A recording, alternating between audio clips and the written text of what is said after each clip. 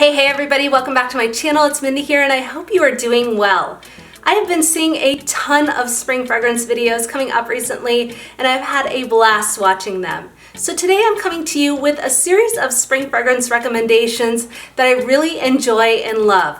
I do have to say that my spring fragrance recommendations might be a little bit different than other people's, simply for the fact that I am a gourmandie and I absolutely adore gourmand fragrances. So this list will be centered around fragrances that have a gourmand quality to them. I personally don't love the designation of a fragrance by season or by gender or by time of day. I like to wear my fragrance whenever I want to wear it, so a lot of these can be worn throughout the year, but I think most people would find these perfect for the spring months, even going into the summer months. A lot of them are warm, a lot of them are bright, almost all of them are uplifting and cheerful.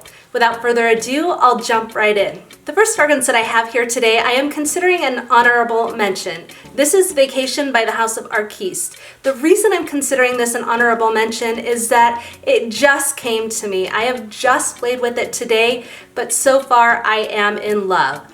I have to be honest that they have a relentless marketing team. I did a Google search on this fragrance once and after that it would repeatedly come up on my feeds and I felt like I just had to buy it because it was always there. I'm super glad I did though because I am loving this one so far. I feel like most people might think this is a summer fragrance, but I think it's a great bridge getting from spring to summer. It's warm, it's cozy, it has coconut milk, coconut water, petitgrain, it's got banana, solar notes, pineapple, bergamot musk, and then in the base is sea salt, fabric, and watery notes. I just get a very warm solar feel to this. It is nostalgic, but not in a vintage type way. There is a banana note in this fragrance, and that did worry me a little bit, but I love how it is done here. In the marketing campaign, or whoever answers their Facebook feeds or questions has some really cheeky responses. They talk about how this is like lycra or rubber from floaty toys or swimwear. I can't even remember. Go take a look because it's really funny the way they do it. But so far I adore this one. I'll include it in a haul video in the future and share an update with how I feel about it. But so far I am finding this one to be fantastic. The next fragrance on my list is Coco Mademoiselle L'Eau Privee. This is a fragrance that I do not have, but I did end up ordering it. I went into Ulta and tried it the other day. Absolutely fell in love with it, and I did order it as soon as I got home and really got familiar with the scent profile. The reason I slept on this version of Coco Mademoiselle for so long is because it is marketed as a bedtime scent. I'll go into that a little bit deeper when I do have it and I give a full review on it, but so far I adore it.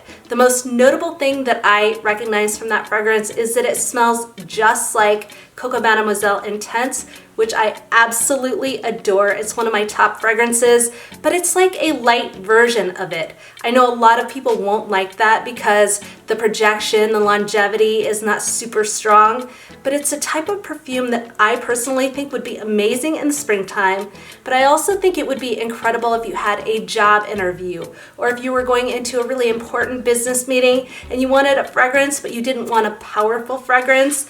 It would also just be fantastic for people who have a sensitivity to strong fragrance. So that one is one I'll bring up more in future videos. It's Coco Mademoiselle L'Eau Privee by the House of Chanel. Moving right along is Lady Diana by the House of Alexandria Fragrances. Now, I always have to mention this is a dupe, a clone of the original Delina fragrance by the House of Parfums de Marly. This is one of my favorite floral scents. It has a lot of qualities that I really enjoy and I think are amazing for the springtime months. I love how the rose and the peony is done here. It has some warm notes that balance out that scent profile. It has nutmeg, it has vanilla, and to me that gives this perfume a lot of balance. I personally never felt compelled to buy the original Delina fragrance because I really do like this dupe so much. For me, if anything, it might be slightly more fruity, maybe slightly more fresh, but it is very, very close, and I'm not sure how many people could tell the difference between this and Delina. This is so good. I think it'll work perfectly in the spring. It's a fragrance that I've been complimented on in the past. Just an overall beautiful scent profile. This is Lady Diana by the House of Alexandria Fragrances, a dupe of Delina by Parfums de Marly. Next is a fragrance that I really grew to love over the past year and some change. This is Angel by the House of Mugler, and this is the EDT. This fragrance is probably one of my easiest reach fragrances. It is incredible for the warm months. This one has a fruity, sparkling, fresh, vibrant quality to it. I'm really enjoying the berries and the apple combination in this one, and I love how it plays with some of those deeper notes like praline, there's woody notes, there's patchouli in here, and some of those keep it from going too cool. It is a warm, comforting fragrance in my opinion. This is a staple in my collection. It's bright, it's uplifting, it's cheerful, it's joyful to wear. It's very, very crowd pleasing in my opinion. And one of the benefits is that my husband does like this perfume. Again, this is Angel EDT by the House of Mugler. The next fragrance may seem a little cliche. It is an oldie, but it's a goodie. This is Flowerbomb by the House of Viktor and Rolf. This is the type of fragrance that is really easygoing. It is an easy reach, and another one that I find to be quite crowd pleasing. Just like Delina, just like Lady Diana, I really do love how the floral notes are done here. It is light, it's fresh, it has this beautiful sweetness to it. I find it to be beautiful, I find it to be alluring and intoxicating.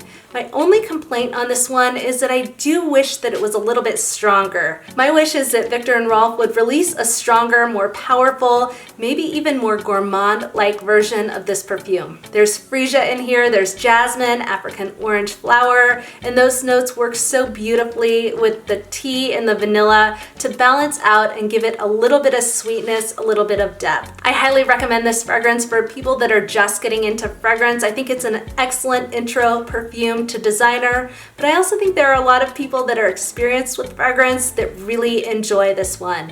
I would love to get more Flowerbomb flankers into my collection. The one I have my eye on is Flowerbomb Nectar, but I think they have some other great fragrances from the line, so I'll continue to check them out. Let me know which Flowerbomb you love best. Again, this is Flowerbomb by the House of Viktor and Rolf. I couldn't possibly go through this list without including a Lancome or two. This one that I have here is Nuit Tresor, and this is the nude version by the House of Lancome.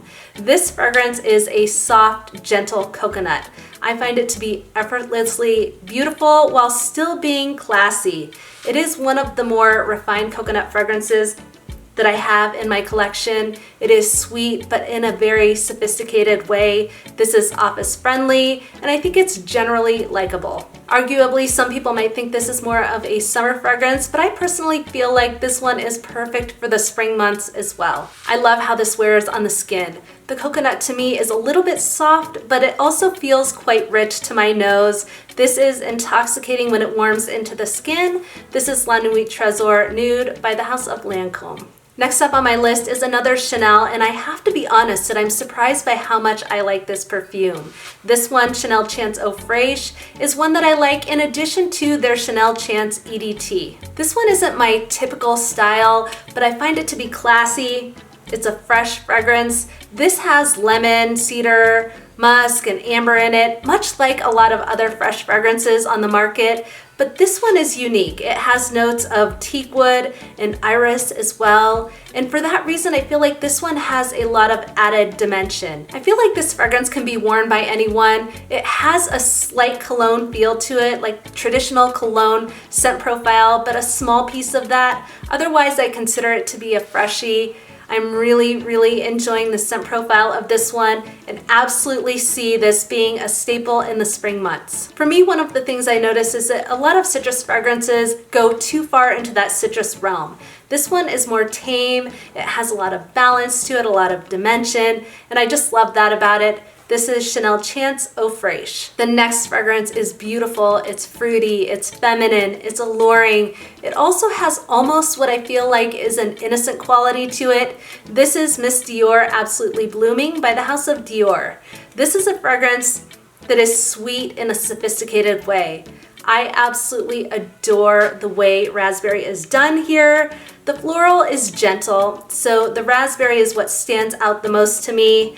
The musk ties it all together into this exquisitely beautiful scent profile. Yes, I only have a decant of this one, but when I'm done with it, this will be one that I move forward with a full bottle of. This is so lovely that I feel like it would make an exquisite signature scent for somebody. It is an easy reach. It's generally crowd pleasing. I do think the longevity lacks just a little bit. It's not as strong as some of the other Miss Dior fragrances that I've tried, but I still find it to be effortlessly beautiful that you could wear this for a wedding and feel absolutely stunning on your wedding day. I have bought this fragrance for people in my family, and one of the things they've told me time and time again is that they've gotten tons of compliments on this perfume. So this is one that I think a lot of people would really adore and love. This is Absolutely Blooming from the Miss Dior line from the House of Dior. Next up is another fairly new fragrance to my collection. This is Seductive Red by the House of Guess. This is one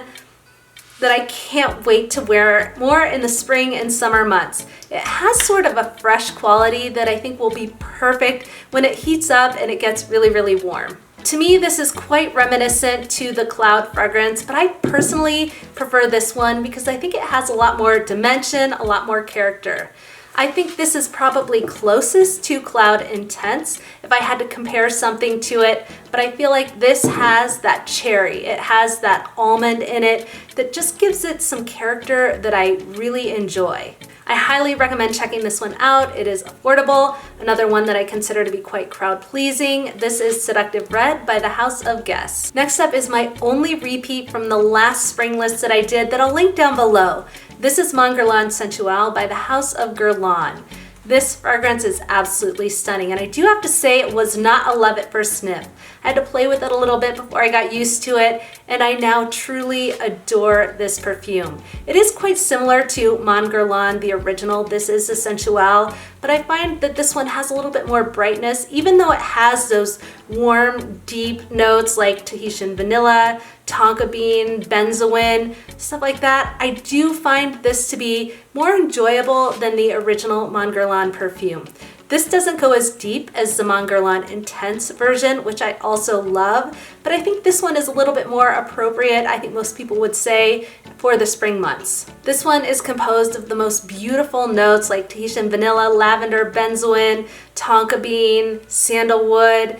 It is one of the most sophisticated, alluring aromas that I have in my collection. I think this is another one that is such an easy reach that I think a lot of people would enjoy. I love the way this one makes me feel. It is warm, it's bright, it's cheerful, it's cozy. Definitely perfect as we transition into these warmer months. This is Mon Guerlain Sensuelle by the House of Guerlain. Last up is another Lancome fragrance. This is a La Vie Belle fragrance. This is the Le Clot. I have a quite extensive La Vie Belle fragrance collection. I do like the line. I think they are all quite beautiful, but this one will be amazing in the spring months. It has lovely notes of orange blossom, which I pick up pretty heavily in this version. It has mandarin orange, vanilla, and iris. This one does kind of remind me of Girl Up Now Shine, but I may prefer this one to that. They are quite similar notes profiles, so if you do like Girl of Now Shine by Elie Saab, I think you'd like this fragrance as well. I get carried away with the vibrancy of this fragrance. It is a beautifully done white floral fragrance. Really enjoying this one. This is La Vie Belle Le Clot by the House of Lancome. Alright guys, thank you so much for tuning into my channel. As always, I truly appreciate you. If you enjoyed this video on spring fragrances that I plan to reach for, please go ahead and give it a thumbs up and consider subscribing to my channel. I hope you have an amazing rest of your weekend. I hope you have a lot to be grateful and thankful for. Until next time, I'll see you soon.